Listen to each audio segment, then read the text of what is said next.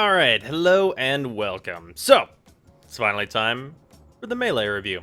So this is going to work a little bit differently, kind of because it has to. So, melee weapons are different from guns, in that, unlike guns, there are a lot of different forms that melee takes, and there is way more preference whenever you're choosing a weapon. For example, someone like myself, not as fond of the, let's say, the Destreza, as I am to maybe War, because I prefer greatswords. I like how they work better, and I function better when I'm using a greatsword type weapon compared to maybe the Destreza. So with that out of the way that the grading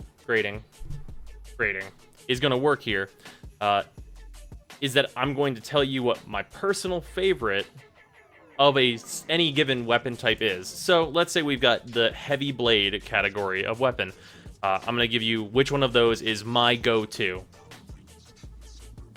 Generally, that's what has been the best for me. But in the melee classification, things are actually a lot closer in maybe like 90% of cases where it's a lot of preference. So I think that's important to note. I'm also going to be putting, whenever we get to the weapons that are my favorite, what is the stance that I use with that weapon. Which in some cases, like the Redeemer, there's only one stance, but I'll list it anyway. So let's get started. First off, and we are going to be going alphabetically, of course, we've got Ak and Brunt. So, Ak and Brunt are my favorite sword and shield, but there are only two sword and shield weapons, so that doesn't say a whole lot. The sword and shield weapons, I will say, are quite fun to use, but maybe don't hit the point where I will go for them ever, really. That's not to say that they're absolutely terrible, but they're fine. The Ak and Brunt is the standout best of the two by a pretty significant margin even, and all around, these are what I would use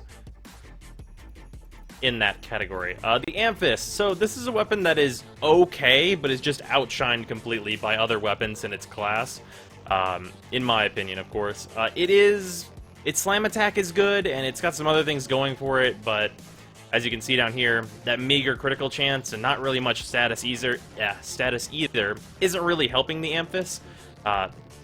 So it kind of loses a lot of points in terms of usability for me. It's worth noting, it does attack quite fast. The Anku. So this weapon type in general doesn't really appeal to me. The big scythe weapons, I feel like they all need a buff in general, and this isn't even my favorite of those, and I think they all need a buff. So, it's fine, it's got critical going for it, it just, all of the scythe weapons as a whole don't really appeal to me, so what I'm going for whenever I pick up a scythe is more of a style thing at this point, because I don't think any of them are particularly good, unfortunately. The Ankros. So, obviously the Ankros Prime are better than these. Totally usable in the early game if you want to pick these up. Easy. No problem. They're fast, and you can punch shit, and punching shit is fun. Can't argue with that. Ankros Prime. So, this is a weapon that I think you're going to have to try really hard to use. It's just something about it, and it might just be me, because I prefer the Kogake, like, sparring style to the fist style weapons. But I don't think the Ankros Prime are particularly good in terms of, like, the stances available compared to the sparring style, while the sparring has fewer stats associated with it that are worth using. So that's the Ankros. Also not my favorite of this type. The ATTERAX. So, for me personally, whips aren't something that I'm super fond of. I don't really like the way they work, but the ATTERAX is a clear winner when it comes to the whips if I need to use one. And that's because of this outrageous critical chance and the status, combined with a definitely respectable attack speed. If you like the whips, this is a real good one. Definitely fantastic, just not my style. Regular bow. Earlier on, totally acceptable to get this weapon. Already talked about the stabs. It having knockback is good. Bow Prime. This is a weapon that I actually use quite frequently on Wukong as kind of a mod stick for his ult, because it's styled really well. But aside from that, this weapon actually performs pretty well. You get a lot of staggers with this weapon, and it just works pretty good. On the downside, it's low on critical, but its status kind of makes up for that, in that you can pretty easily stunlock enemies with this weapon. Similar to its non-prime form, of course. The Bolt Ace. So, these are my favorite of the Tonfa-type weapons. They are just barely slower, they come with a shitload of status, and they have more damage than the Cronin. And they're quite good. The stance for these Tonfas is actually way better than I anticipated it would be before I got it. And it kind of just tears shit up in a lot of scenarios.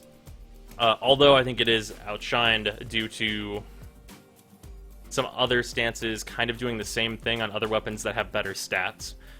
But if you like these weapons, totally usable.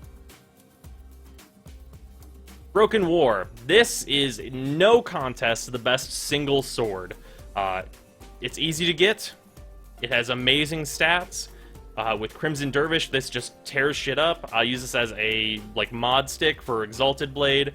It has great polarities. Everything about this weapon is just really, really good, and it's crazy easy to acquire.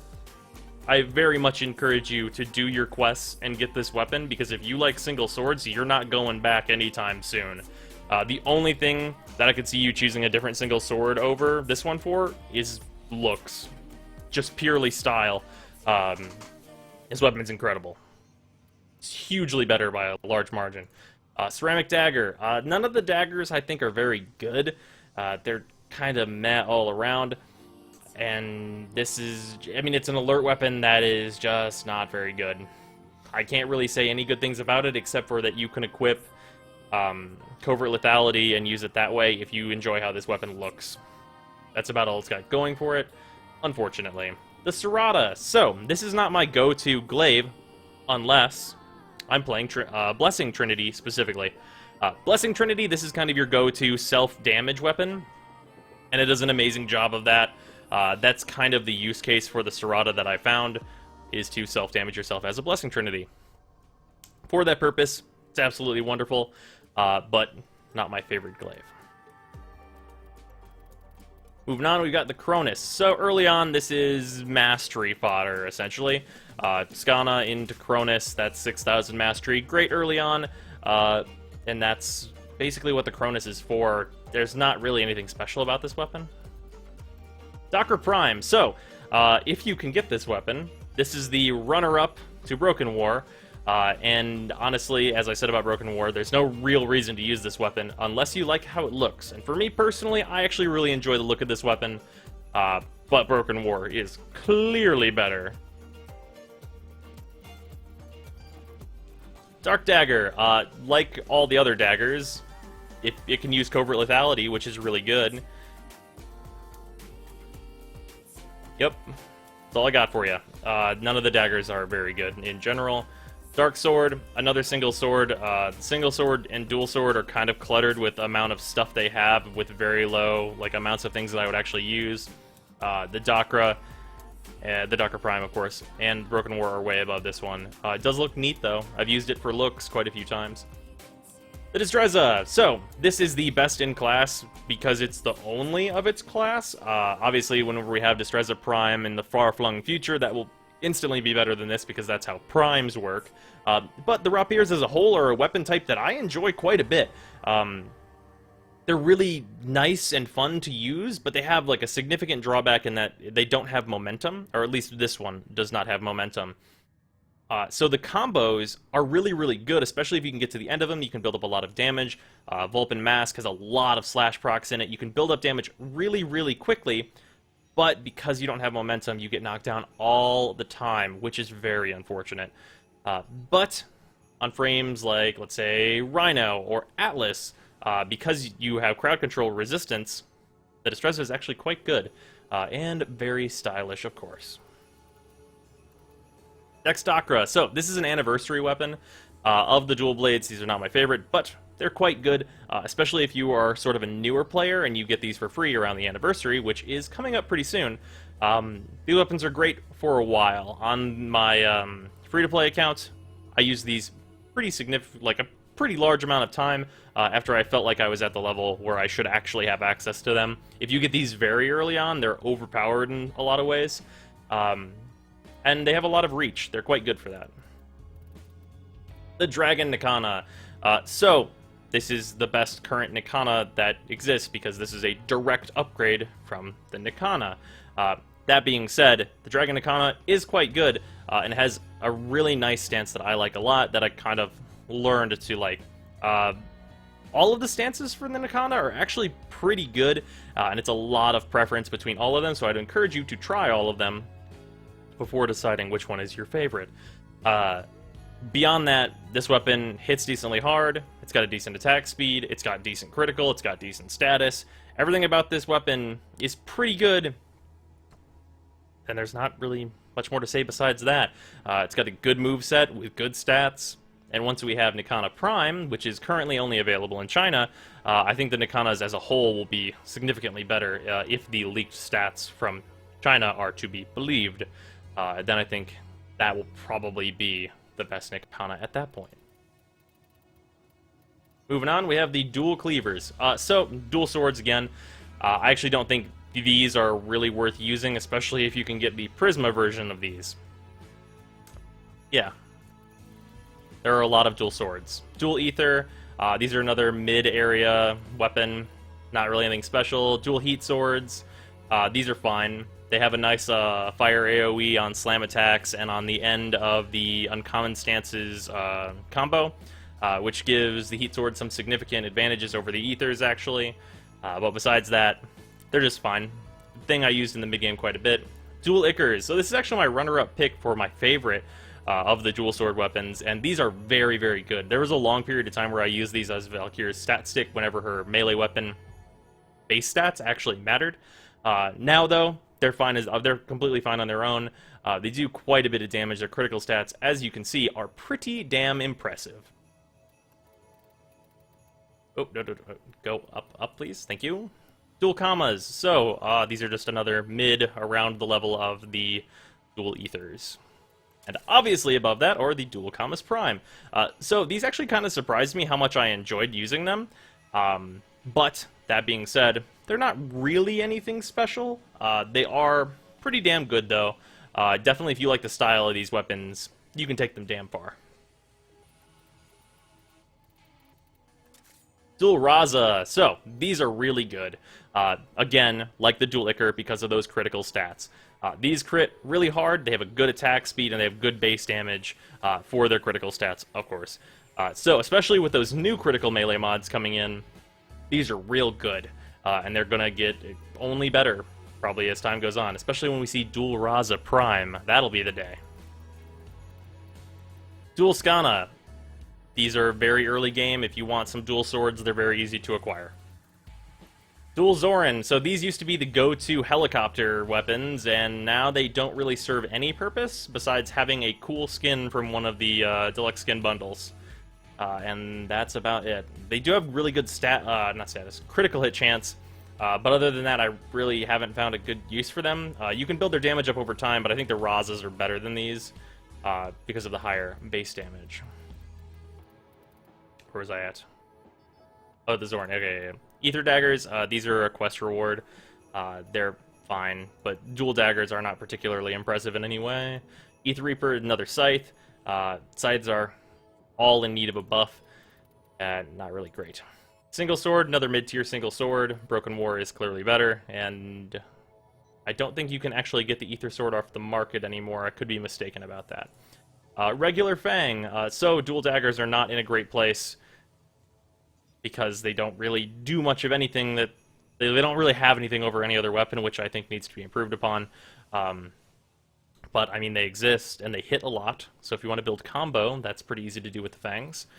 Speaking of which, my favorite dual daggers, these are the Fang Prime. They are just basically a straight upgrade from the regular Fang. Who knew? They're usable. You can use these weapons. You're gonna have to go for it, though, and, like, really want it if you want to get really good with these weapons, because there are a lot of weapons that are far better than these. As you can see, these pitiful critical and status... just awful. Just awful. The Fragor. So this is kind of like the early game big hard hitting hammer that you would pick, and it's got decent stats. If you want to hit something and just have it die at the early game, the Fragor will do it. Just early on. ATTERAX, early on, punch and fists. These are just kind of an offshoot from the Ankros, and they're fine, but nothing to write home about. The Galatine. So, this is a weapon that we are all eagerly awaiting the prime of, because the prime of this weapon is going to be a contender. This weapon got a huge amount of use whenever the initial version of charge attacks were being used, and it was amazing then. The incredible reach of this weapon gives this a huge advantage over a lot of other weapons, and if you don't have access to war, this is the next best thing. Galatine, huge range, huge amounts of death. It's a great weapon, but not my personal favorite in its class. The Glaive. The regular Glaive, this comes from login rewards. It's worth building to see if you really like the Glaive-type weaponry, because it's a pretty cheap build, and it's worth doing. If you like stealth gameplay and you want to like have something early on to maybe always be able to take out cameras or something like that, this is a good way to have it. Glaive Prime. So, this is my standout best in the thrown weapon category. This is the only thrown weapon that really does any significant damage. You can do quite well with this weapon. Not really much else needs to be said there, I think. It doesn't really have a very good critical or status, but because of how good Astral Twilight is, you can combo pretty hard with this weapon, and I've been successful just using it with its stance as opposed to using it as just like thrown only, which is actually what you're going to be doing most of the time with it. The Gram. So, if you're thinking about getting the Gram, I would suggest the Galatine instead, but if you like the look of the Gram, it's usable in the early game. I don't think it's something that you're going to want to keep for too long, but it's fine. The Halakar. So, this actually has a unique property where you can steal weapons from enemies, but I don't find it to be very reliable, and while it's fun, it's not really anything particularly great. Hey, so this is my go-to scythe. It's the scythe I will go to whenever they finally get buffed. This will be the first one I test. It has decent stats. It's my favorite of the scythes in a category I dislike. I don't think the scythes are very good. But if you get this as a drop from Stalker, go ahead and build it. Mess around with it. It's kind of fun. Heat Dagger. So, exactly what I said about the other daggers still applies. None of the daggers are very good, but you can use Covert Lethality on them and use it as a style weapon. Although the Heat Dagger does have that nice AoE on it. Heat Sword. Exactly what I just said about the dagger, except for apply that to the swords, so you should be using Broken War or something higher tier there, but you get the nice AoE. The Jack-a-Tag. So, this weapon is incredible. This is a great weapon. It just, man, it is just a flurry of blows, a fucking tornado of just, damn, it's a real good hammer is what it is. And it's just, you just decimate. It just decimates. This weapon is one where I look at it constantly and go, man, I need a Vacor Jack-a-Tag badly. I really want a special version, a Wraith, anything. Just give me any reason to use a Jack-a-Tag more, and I will do it way more. It's a great weapon. We just need more weapons in this class so that I can use them more. Moving on. Jaw Sword, an alert weapon that everything I've said about long swords applies. I use Broken War. Single comma. Nope. Don't really bother with that, actually. If you're going to build this, level it for mastery, and then turn it into dual commas if you want to do that. The Karst. This is my favorite of the daggers, honestly, because I like how it looks a whole lot, and like the lore of it is that it's for Tenno assassins, and it's for killing people. So with Covert Lethality, this weapon not only looks cool, it makes sense to me. I don't really use it for any like fighting with like actual melee swings, it's just for killing people with finishers. But it is good at that. So, there's that. The Kestrel. So, This actually has some unique stuff compared to the Glaive. Well, the Glaive is what I would use for fighting. The Kestrel is something, if I really need a knockdown, and I'm not a frame that has that inherently, the Kestrel can be thrown to knock enemies down. It's good for that. Kestrel Prime might be very interesting. The Kogake. So, of the sparring weapons, this is my go-to. This is actually one of my most used weapons, period, but mostly due to its movement properties that it had whenever dash attacks in the air could send you huge distances. Besides that, the stances that it has are really fun, and you can build a lot of combo with this weapon. Early on, it's an incredibly cheap build, and it's a lot of fun, so if you're a newer player, build these and have a good time with them. Kogake Prime will be very interesting. The Cronin. So you have to build these on your way to the Bolte, so you might as well use them if you want to use the Tonfas, period. They're kind of good on their own. They have differences with the Boltes. The Boltes are my preferred, but these actually have a lot of good merits to them. Mostly the intense amounts of slash damage they put definitely makes these better against Infested just right off the bat. And just in general, they're actually fine. The Lacera. So, there are only 2 weapons in this category. This isn't really my favorite, but worth noting, this weapon has intense status, like an obscene degree. An obscene degree of status. 45%? That's a lot. That's a lot of status. And at a decent attack speed, you can do a lot with this. If you're just looking for those statuses, which for me personally, a 2.5% critical chance, not acceptable, but it has its uses. Electa. So, kind of everything I just said about the Lacera, only this is just a whip instead of a whip blade. Yep, pretty much. Yep, that's the whole thing. The Machete. I don't think any of the machetes are very good. None of them. Anything that uses a machete stance, I never use, basically. They're not great. They need a new stance. They need a stance that makes them worth using, because none of their stances are great. That being said, the Machete Wraith is my favorite of them. If you were really wanting to use machetes, I mean, I guess this is one you'd use, but it's not going to be great. The Magistar. So, I personally am hyped for Magistar Prime, but this weapon is not great in its category. Very slow. High critical, though. Looks cool. The MIOS. So, this is very similar to the Streza in that the only real downside this weapon has is that it doesn't have momentum. Other than that, it's a very stylish weapon that can get things done when used appropriately. It's a weapon you're going to have to practice with, similar to the Destreza, but once you get that practice in, it's a very stylish, fun weapon to use that does do significant damage.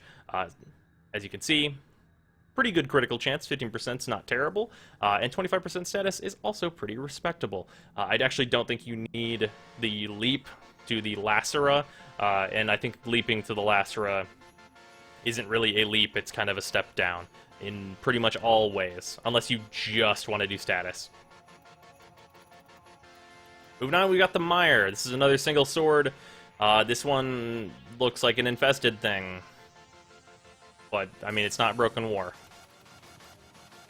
Mark 1 Bow, totally acceptable starter weapon. This is actually probably my favorite of all the Mark 1s. Quite good. This one can put Jackal down pretty easily if you picked Volt at the beginning. Mark 1 Firax. If you like punching things, choose these at the beginning.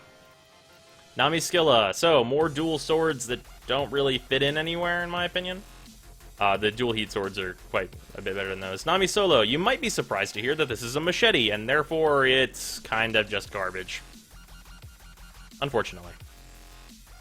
The Nikana. Obviously, the Dragon Nikana is better, but the Dragon Nikana is also locked at Mastery Rank 8. Prior to you getting to Mastery Rank 8, the Nikana is a totally acceptable melee weapon. It's quite good.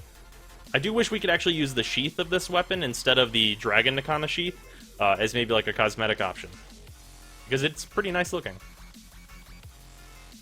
The Ninkandi. Ninkandi. These are my choice for the nunchucks, but with the caveat of I don't think the nunchucks are particularly good yet. I don't think either of them are great, and they need something. They don't have momentum, they don't hit particularly fast, their combos aren't great, and they're really long when they are good, so you get interrupted a lot. You can make them work, but they're not anything to write home about, neither of them. The Obex. So, these are actually pretty good. It's a good sparring weapon. Basically, if you want to use these instead of the Kogake, it's a totally acceptable thing to do. There's not really a lot to be said there, as there aren't a lot of sparring weapons. So, the Orthos. So, early on, this weapon is actually really good. Yeah. Let's just move on to the Orthos Prime. So this weapon's really, really good. It's one of the better end weapons that I see a lot of people use with Loki to great effect. It's a very, very nice weapon. And the stances for these weapons are quite good. There's actually like quite a few moves in them that you'll kind of swap around between. And finding yourself using more than maybe just one combo on a stance is pretty rare. So that's a good thing. The Pangolin Sword, it comes out of alerts and it's a single sword, who knew? The Plasma Sword, literally the same thing, Get Broken War. PRISMA Dual Cleavers, so of the dual swords, these are really good. These do a lot, like let's just scroll down here. Are you seeing this? 25% critical chance with a 3x base multiplier and 25% status chance. And these weapons have momentum. Who told them it was okay to do this? These weapons are really, really good. If you want to use dual swords, these are my go-tos. No problem. They're just great. They're just great weapons. Like, they're just wonderful. Amazing. Prisma Skana. So, this one is actually usable. If you like how this weapon looks, this is a totally respectable weapon to go to as a single sword. Prova, this is a machete stance. Useless. Prova Vandal, literally the same thing. Goodbye. Reaper Prime, don't like it as much as the Hate, and all of them need a buff, unfortunately. It looks pretty. The Redeemer. So this weapon actually just got broken in the patch, and I'm hoping that they fix it, but even if they don't fix it, this weapon is really good just on the basis of its charge attacks being a shotgun blast that has unlimited ammo, is affected by your stealth melee modifier, and is completely silent. So, even if they don't fix this to be back the way it was, the Redeemer's a really good weapon that is functionally similar to the Glaive, but much, much quicker. It's worth noting that the shot on this weapon also has punch-through, so you can actually kill huge groups of enemies with this, provided you've modded it correctly. A surprisingly good weapon that I was told to go back to. And obviously the best of its class, because it's the only of its class. Speaking of the best of its class, the Ripcos. If you want to use the claws, these are damn good. Mostly because there's only two in this class, and the other is the Venka. Maybe once we get Venka Prime, it will maybe outclass the Ripcos. But until then, the Ripcos are the king of claws. A good weapon type all around, I'd say. Regular Skindo. So the regular Skindo is the thing that you should get in preparation for getting the Skindo Prime. This weapon in the early game is devastating in the same way that the Fragor is, with a different look, basically. Moving on to the Skindo Prime, this is my heavy blade of choice. So, there's a lot of debate between whether this or War is better, and personally I prefer the Skindo. I think it's mostly because it has so much slash damage compared to having so much impact damage. Because this thing absolutely slays. Having a really good critical chance for a weapon like this, being able to proc Berserker, and just get that to max, and then just twirl furiously with Cleaving Whirlwind, and just take out huge groups of enemies, especially with the new mods, giving this thing the ability to red crit at like a fairly early stage. It's an intensely good weapon that mops shit up. Just a great weapon. Probably my absolute favorite melee weapon, although there are some really close contenders. The Skoliak, it's a whip. I mean, you could use this. I don't particularly like it. I think the ATTERAX is significantly better. But if you like the infested weapons, it's the whip to go to, because it's the only one. The Cero. So this weapon gets like a lot of... how to put this? It's like an underdog weapon. The Cero is pretty good, but no one ever talks about it. So it's a decent weapon that is totally usable that no one ever talks about. So just giving it its due. If you like how this weapon looks, totally usable. Completely usable. Totally fine. Oh, I scrolled down too far. The Shaku. Okay, so, like I said before, I don't really like the Nikana. Or, not the Nikana. The Nunchucks. Nikana. The Nunchucks. They're just not that great. I think these are actually a down step from the Nikandi, though, even though the Nikandi are a building component of these. Which is kind of awful. The Sheave. So this was an event thing that it's a dagger. None of the like covert lethality. This is a thing that you put covert lethality on, and then you use covert lethality. This is just a proxy for that. Sylvan Aegis. So as cool as these weapons look, you'd think that they'd be a lot better, but these weapons compared to the Ack and Brunt are basically total dog shit. Which is unfortunate because I don't think Ack and Brunt are particularly good either. Sword and Shield really need like a big contender, like a weapon that has stats that can compete with a lot of other weapon types that aren't Ack and Brunt, because Ack and Brunt compete at the mid-level, where it's like reasonable in my opinion, but they don't really have like a top-level thing, whereas some other weapon types, like, oh, let's say heavy blades, have a lot of contenders that are totally usable at the end game. I don't really think this weapon type has gotten very far, even though it is very cool. Regular Skana, you can start with this. Sure. Yep. Skana Prime, not available. Don't worry about it. If you have it, it's not as good as the PRISMA Skana, even, so don't worry about it. It's like a fashion frame thing. The Sidon. So, this is an okay weapon, but it's the main draw of this weapon is that it's a trident. It's not that much worse than the... what's it called? It's like right after this one. It's not that much worse than the Tonbo, but it is a little bit worse than the Tonbo, and I don't particularly like it. If you like tridents, that's a reason to use it. It's not awful. The Tekko. So these are the go-to best fist weapons because look at these. Look at that fucking critical chance. That's just ask and just blow dudes away with your fists, and it's pretty good at that. A decent status chance also. Normal crit multiplier, not anything like 1.5 like we see on a couple of weapons. Decent speed to start with, sped up significantly by Berserker. If you want to use fist weapons, these are the go-to, and they're actually not that difficult to build either. Typido. So, this is one of the staple weapons that I would say to just go directly to if you're a newer player. Because the way you build this weapon, you build this out of some other components that are good for mastery on your way to getting the Typido, which is good for even more mastery, and you end up with a very, very good weapon. The stats on this weapon are really, really good. It's incredibly fast, it has a really good critical chance, normal crit multiplier, and really good status. There's not really anything bad I can say about this weapon other than it's not Typido Prime. Whenever we get Typido Prime, I'm going to be very, very happy. This weapon is incredible, and is a good track to follow for a new player, building the components, leveling the components, building the Typido, and then just having a good weapon. The Tonbo. So the Tonbo is quite good. It's a weapon that I think is kind of outshined by the Typido, even though they're not the same weapon type, in that its critical chance is kind of piddly in comparison, but there are definite reasons to use this weapon. It's fine. I used it for a little while. The Twin Basalk, or, as they're known, the Twin Ballsack.